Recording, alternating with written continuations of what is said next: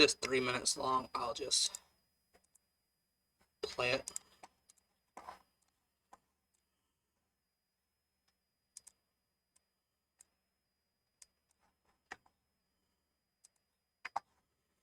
Y'all remember how to draw a staircase? Start boron, go down, zigzag down.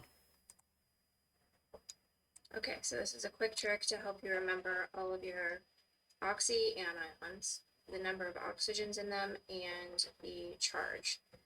Just know that these are all of the 8 anions, so those ending in ATE, so the maximum number of oxygens are present in these. And if you know this set, you can figure out the others. So what you want to do is look at the right-hand side of the metalloid staircase. So there's our metalloid staircase, and all of the polyatomic anions that we're going to be talking about are formed from elements to the right of that. You have 3 shapes here to keep in mind. You've got a T, a 4, and a 3. And so this is the T43 shortcut. You'll notice that boron, carbon, nitrogen, and silicon, all part of that T, are all going to they're all going to form polyatomic anions with 3 oxygens. 3 oxygens. So I'm going to label them all with 3 oxygens.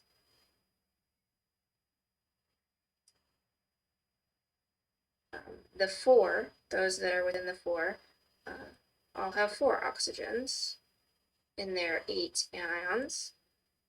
So I'll label those. And then the chlorine, bromine, and iodine, as you might suspect, contain 3.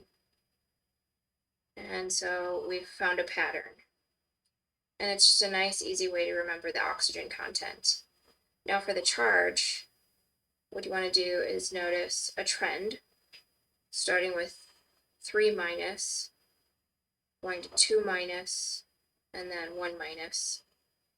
And within one group here, we've got the same charge. So these polyatomic anions are borate, So 3, carbonate, 2, 1. nitrate, and silicate. And honestly, if you just memorize 3, 2, 1 for this, then the nitrogen group all makes -3. Oxygen becomes O2 negative. These all become 2 negative. The halogen group all become -1. So fluorine becomes -1. Chlorine becomes -1. Chlorate would become -1 also. Starting with the phosphorus. So it's only these 4 right here in the T that have something different, and it's just 3, 2, 1 backwards. We start a new trend. So we've got a 3 minus. And then in the next group over, these are all 2 minus. And the next group over, 1 minus. So that our polyatomic anions over here are phosphate, sulfate, and those were really the only 2 out of that region. So the 4 and the 3 have the same charge as the regular group elements. It's just in the T, they have different charges. 3 negative, 2 negative, and -1. I found this actually useful in quickly doing it, as I've been showing you just do the math constantly. Well, this is a speedier way of doing it. As for these 4 and the 3, there is no math involved. It's wherever the normal group is. And everything in here is 4. And of course, the ite versions remove an oxygen from this. The hypoite versions remove 2 oxygens. And the perate versions add an oxygen.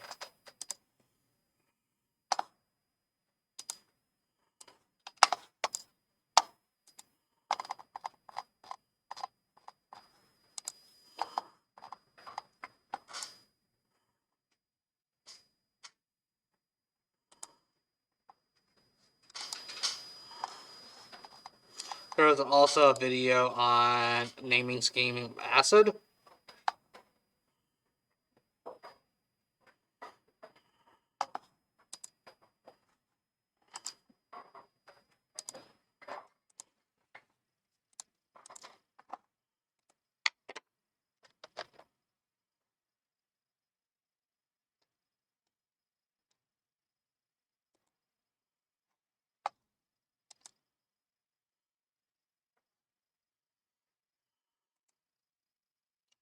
So what would perbromic acid be?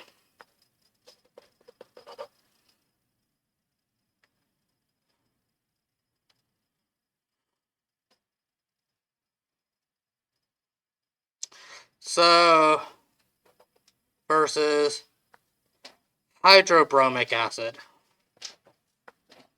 What does the word hydro mean for this acid?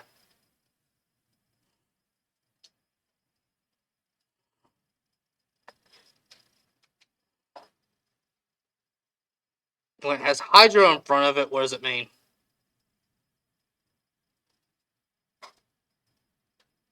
It means it's binary. It's some combination of H and Br. Br is -1, H is +1, so it's just HBr. No hydro means it's oxy acid. If it doesn't have a hydro, it's an oxy acid. If it has a hydro, it's binary. So the ick tells you it's going to end with 8. So this is the per, so it's going to have perbromate. Perbromate. So 8 is, this is not sulfur or phosphorus, so it is going to be BrO3. Br is a halogen, so it's going to get the same charge and be -1. Acid tells you it's H+. This is a 1-to-1 ratio. So, and this is just bromate, when we do a perbromate, we add an oxygen to it and keep the charge. So it'd be HBrO4 is perbromic acid.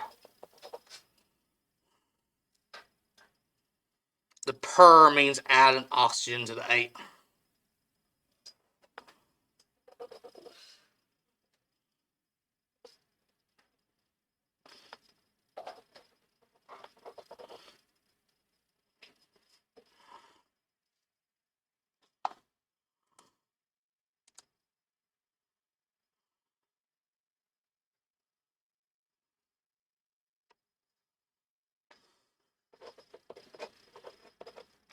Hypochlorous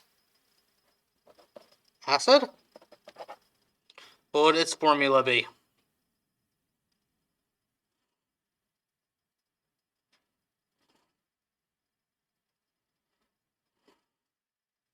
So there's no hydro, so we know it's oxyion. The hypo and the OUS, OUS means it's an ite version.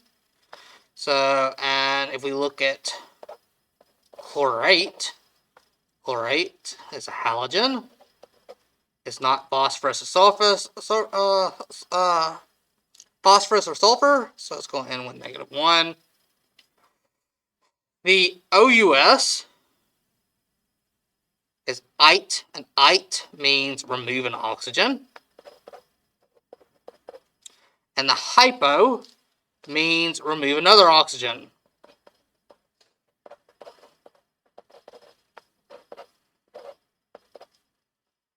Without changing charge. And the acid portion tells us we're going to have an H+. So +1 and -1 is a 1-to-1 ratio. So it becomes HClO. And that is hypochlorous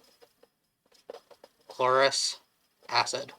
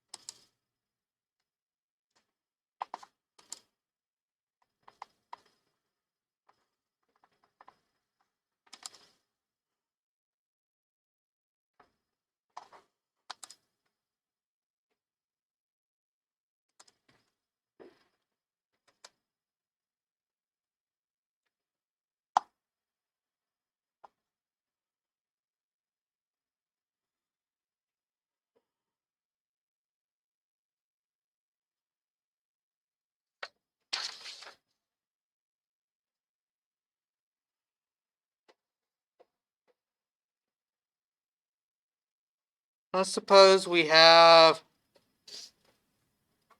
500 milliliters of 0.5 molar hypochlorous acid.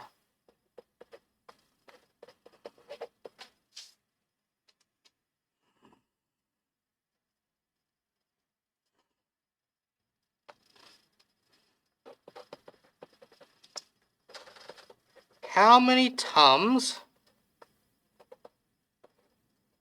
would it take to neutralize it?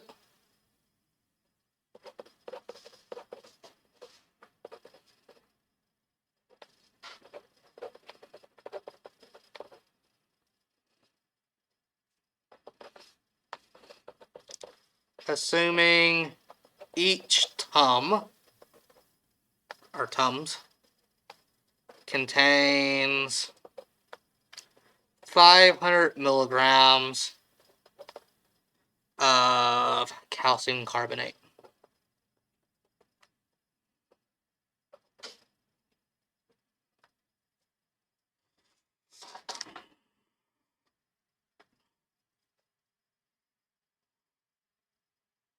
So what's the first thing we need to do?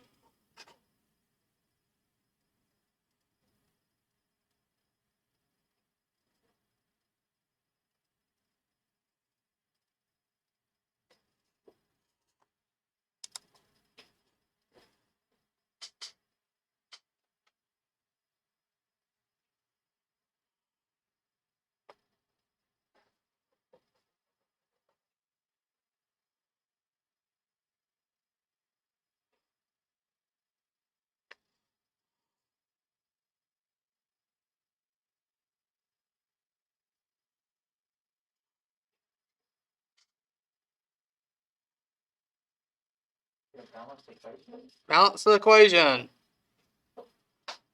So we have hypochlorous acid.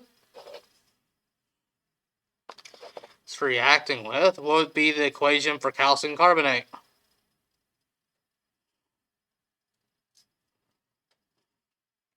So carbonate is in that T. We have carbon, oxygen, and boron, and it goes -3, -2, -1. So this would be CO3, -2, or 2 negative. And calcium is 2 plus. These two cancel each other out, so the formula is CaCO3.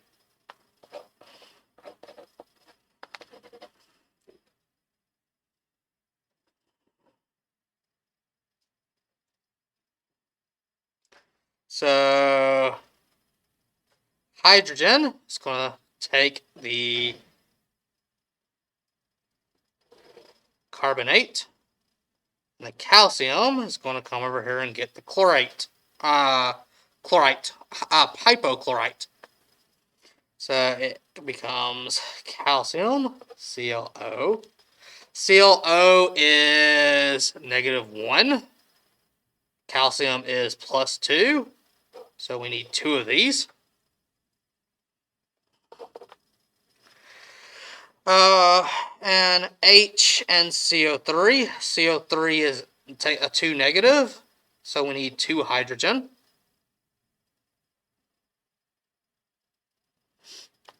So Ca plus, or 2 plus, and ClO negative. We need 2 of those to counteract it. It'd be H plus, and 2 negative here. We need 2 hydrogen. So we have 1 calcium, 1 calcium. We have 2 hypochlorites. Only 1 over here, so we need double here. We have 2 hydrogen. We need 2 hydrogen. We got it. So that's the balanced equation. So the ratio is going to be 2 acid particles for every 1 base.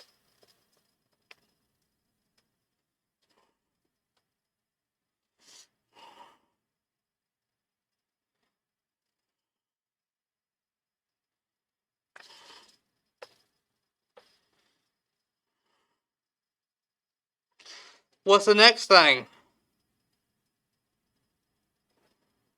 we need to do?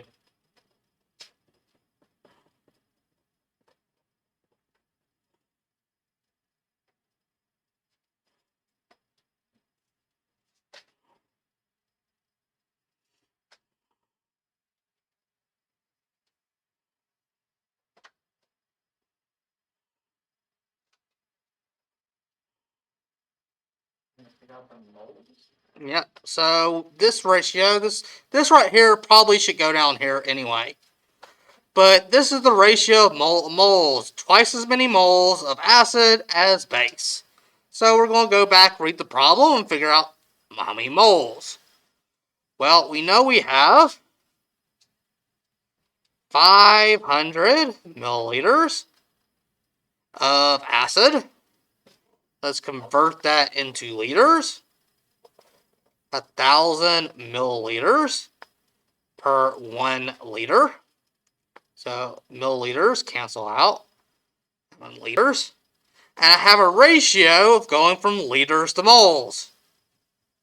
The molarity is 0.5 molarity. It's the same thing as 0.5 moles per 1 liter. So I can come over here and add that in. 0.5 moles per 1 liter. Liters cancel out, and now in moles.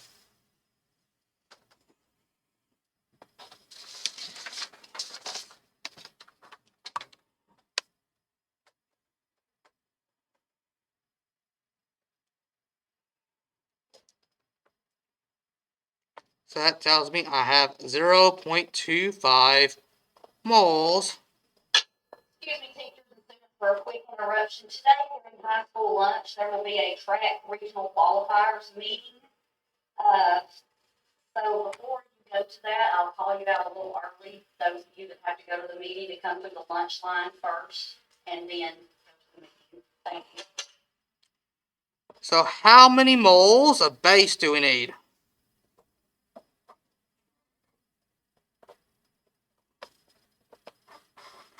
Of calcium carbonate do we need?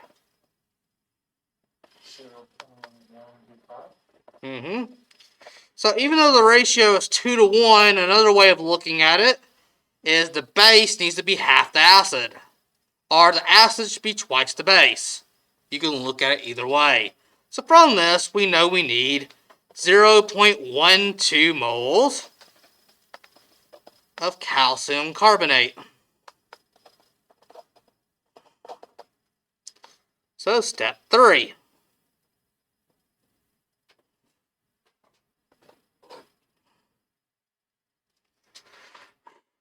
What would be step 3?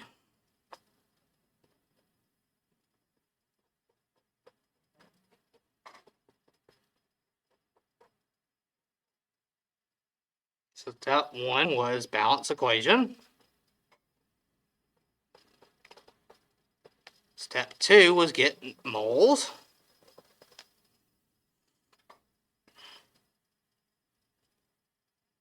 What would step 3 be?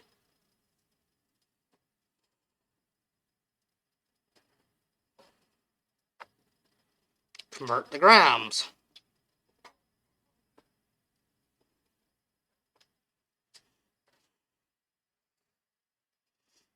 So the conversion rate, or a conversion from moles to grams, is molar mass. So we need molar mass.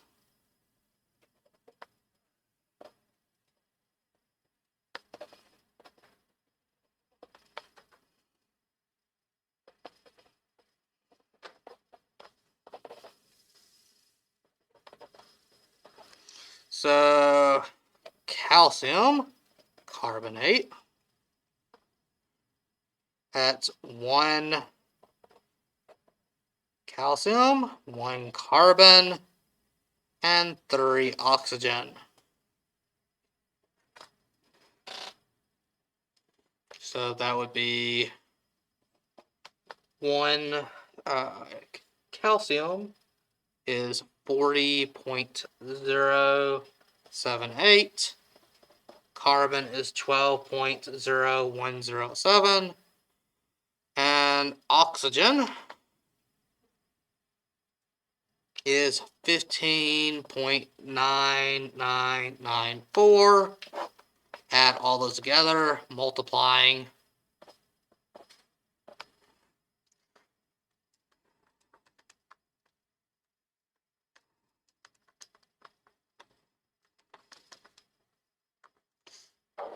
And we get 100.0869 grams per mole.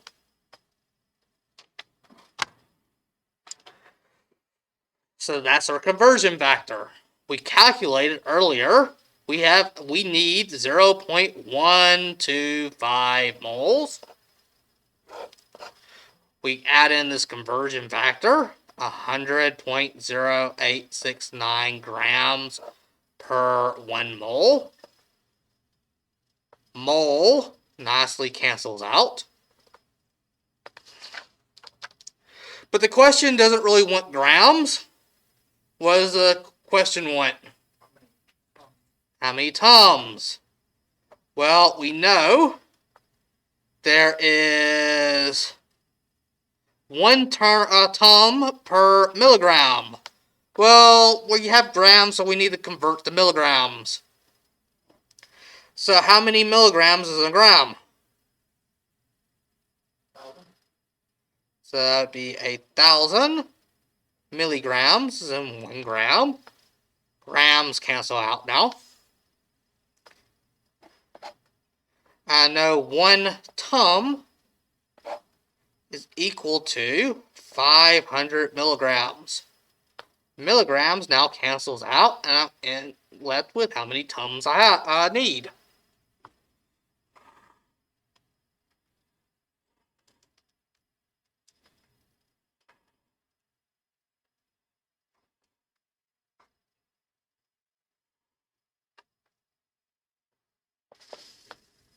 It's 25.021725 tums.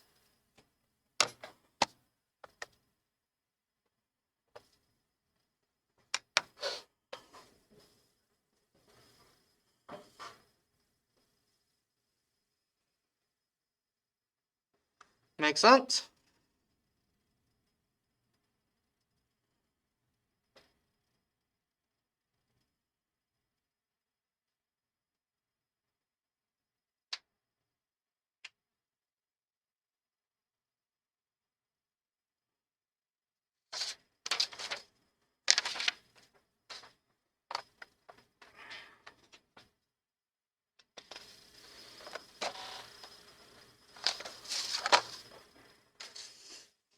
Alright, let's do some non-acid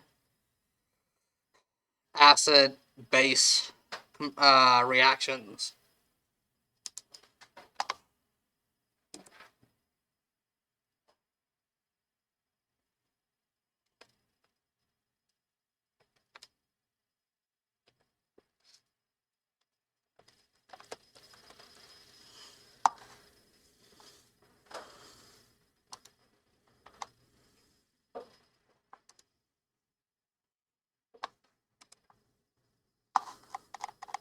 Let me find a good one.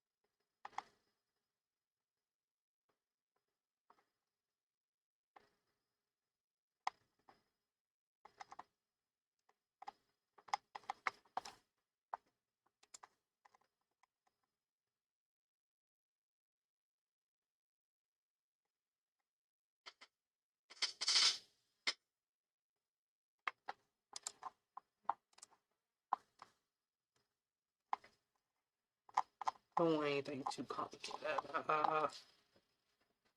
Alright. I don't want to use a gas tube.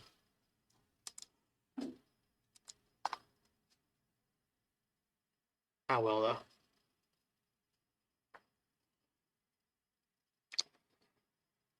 A 100 grams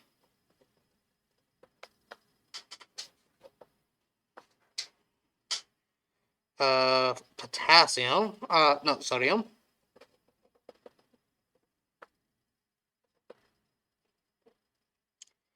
is reacted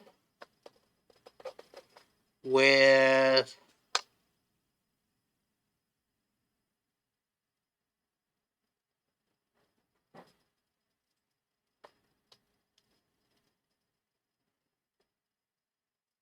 uh, 5 liters of chlorine gas at a pressure of 10 atmospheres.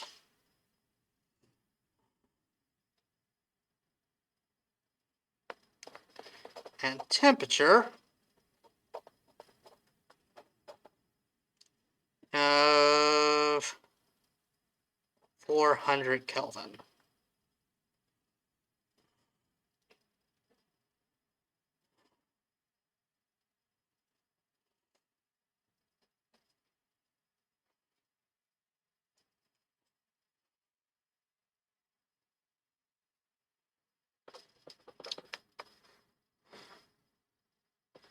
What is the balanced equation?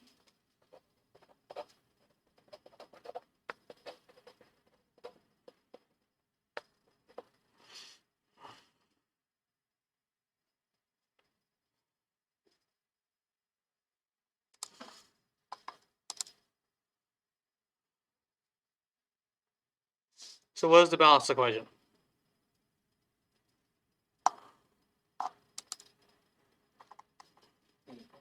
So Na plus Cl2. Chlorine is a diatomic element, so make sure it's Cl2, not Cl. And this makes salt. And we need 2 sodium and 2 salt molecules. I think that's how you make salt. Using elemental sodium and elemental chlorine. I think you run flaming hot gas over it, but regardless. Which is an excess? Oh, I forgot to mention. Hold on.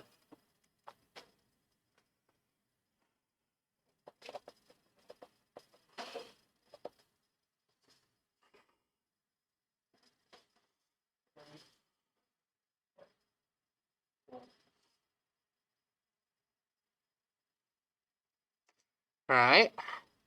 Let's divide this up. How many moles of sodium do we have?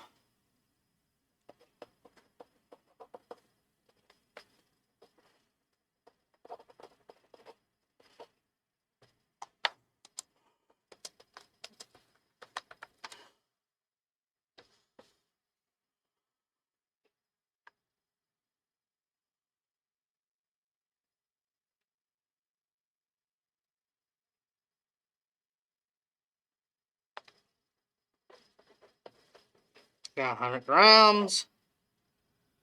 The conversion factor is 22.98977 grams per 1 mole. That's the molar mass of sodium.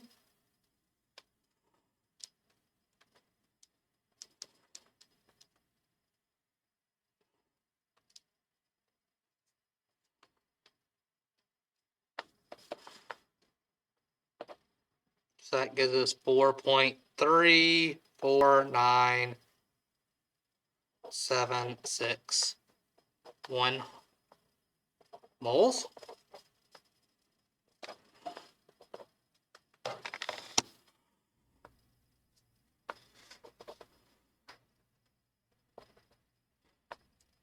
How many moles of chlorine do we have?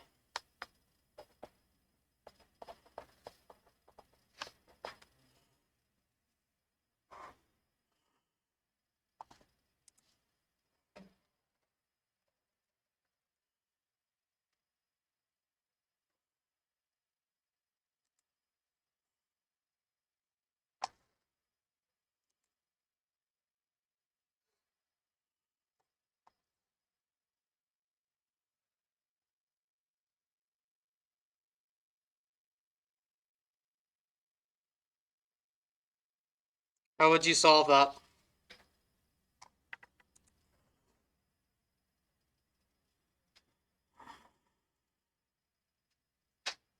Someone beside Lucas.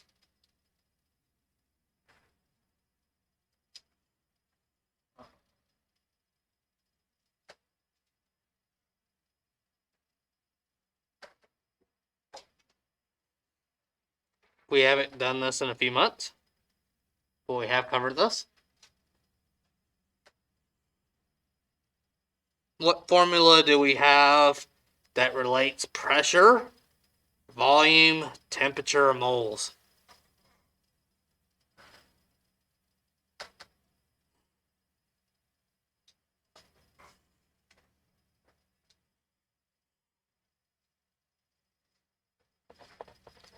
Ideal gas law.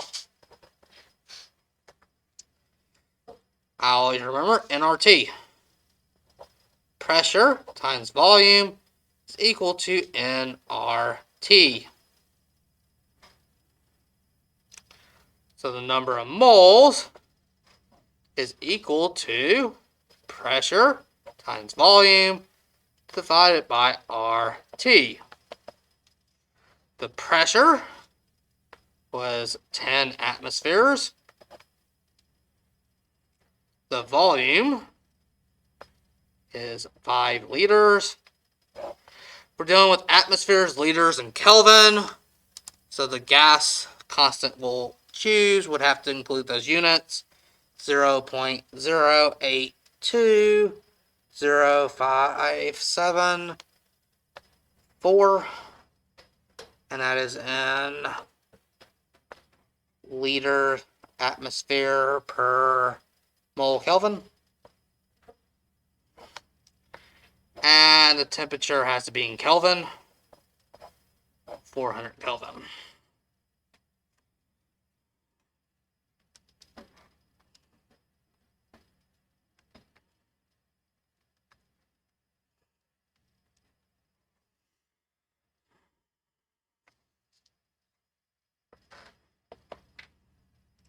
That's 1.523324 mole. I definitely did not choose a good value. I was trying to make chlorine in excess.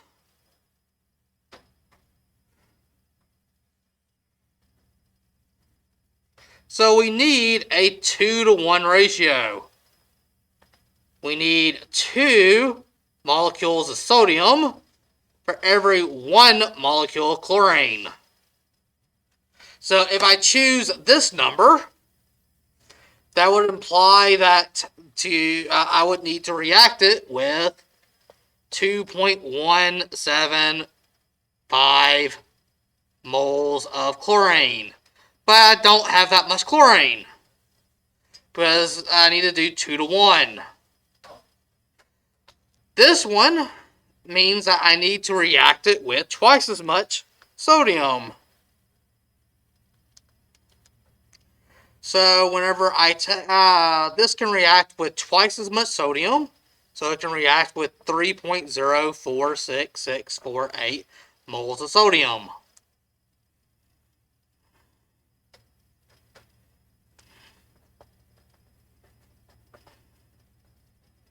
So which is in excess?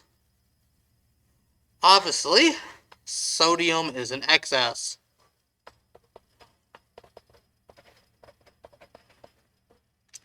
All the chlorine will react with 3.046648 moles of sodium. How much sodium will be left over if it goes to completion? By the way, the phrase goes to completion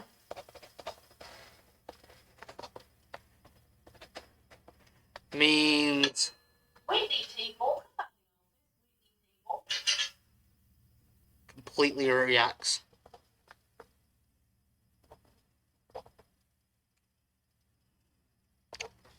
Or 100% of the lesser reacts fully with the one in excess. And you are right. So after it goes to completion,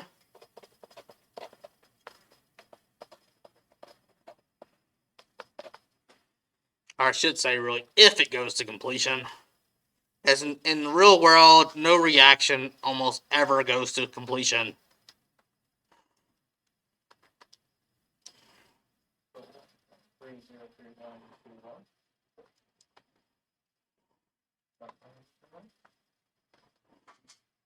So after it goes to completion, 1.30313 moles of sodium would be left.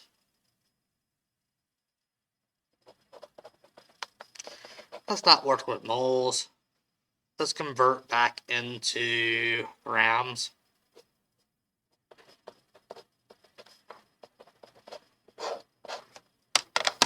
Moles is just useful for the initial calculation. So we know it's 22.98977 grams per 1 mole.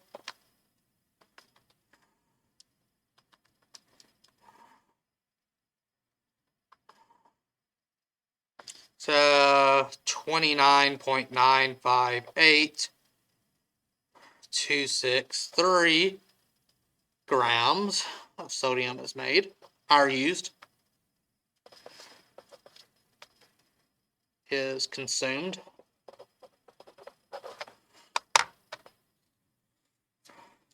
How much salt do we end up with?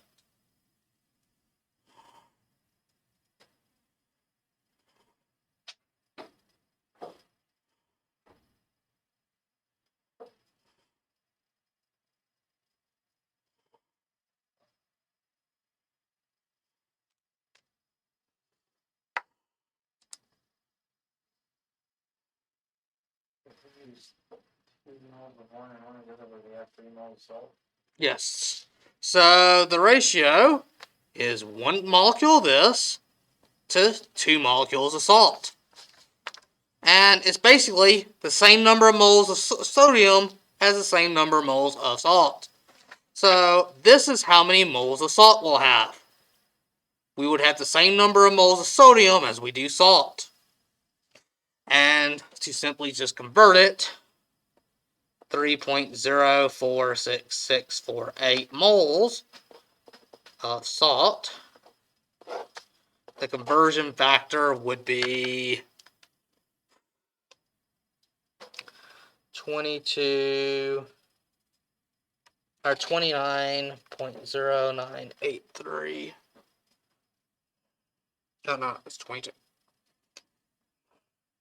Look at potassium. Plus chlorine, which is 35.453. So conversion factor is 58.44222 grams per 1 mole. It's the molar mass of salt.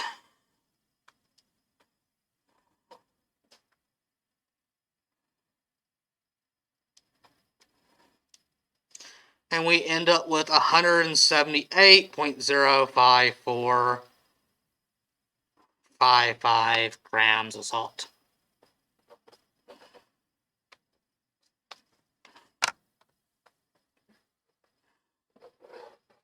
With some sodium left over. So our final what's left over at the end would be 0 grams of Cl2 and 29.958263 grams of sodium.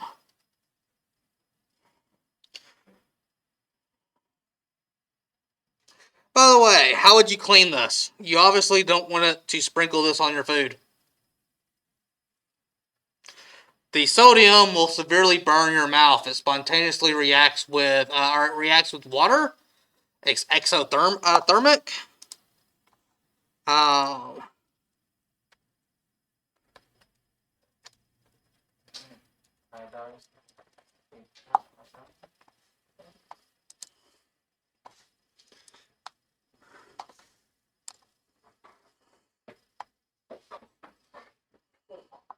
so sodium placed in water, or imagine your mouth.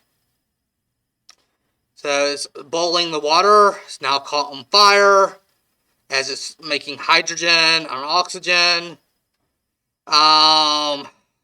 Closing your mouth won't do anything because it's actually getting the oxygen from the water.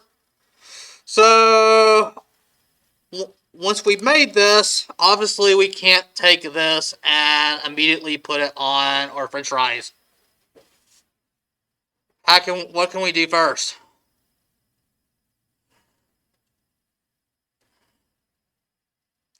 We know when we mix sodium with water, it reacts. It makes NaOH, which is a very strong base. And hydrogen gas.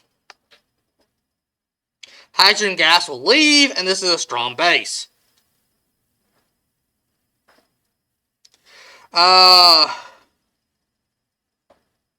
What does NaCl do whenever it mixes with water?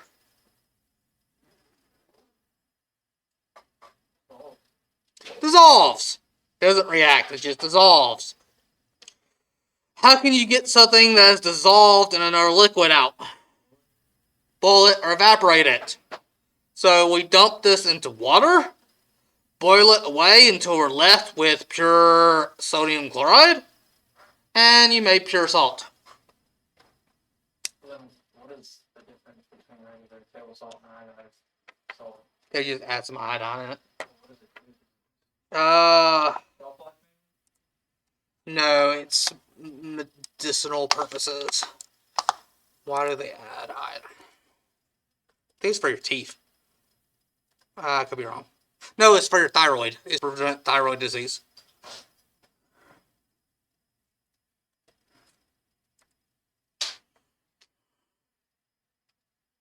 It's to prevent, I always pronounce this word wrong. Goiter, so enlargement of the thyroid. Goiter. It's the. One of those. And they add sodium fluorine.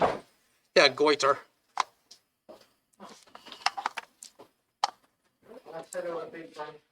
It's because we don't naturally get iodine from the foods we store by. It's been artificially processed foods end up removing all the iodine from it. So we don't get it naturally. So they figured out in America that if we just put it in your salt, almost everything has salt in it, you'll get it eventually.